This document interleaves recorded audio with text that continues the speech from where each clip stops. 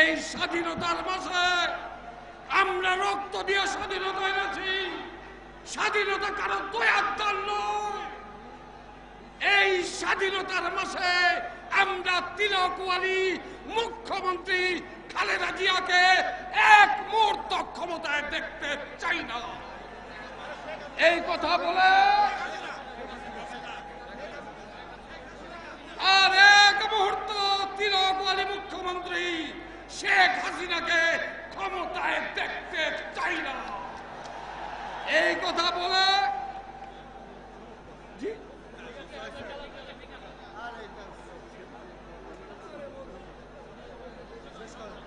প্রিয় ভাইরা আমার, সর্বশেষ যে কথা বলতে চাই, যে কথা আমি আগেও বলেছি এইখানে মিটিং এ দাঁড়িয়ে, অনেক চেষ্টা হয়েছে, বাধা দেওয়ার চেষ্টা হয়েছে, পারেন নাই।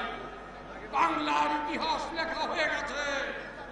এখন একটাই আওয়াজ, শেখ হাসিনার দিন শেষ, খালেদা জিয়ার বাংলাদেশ বিজয়ের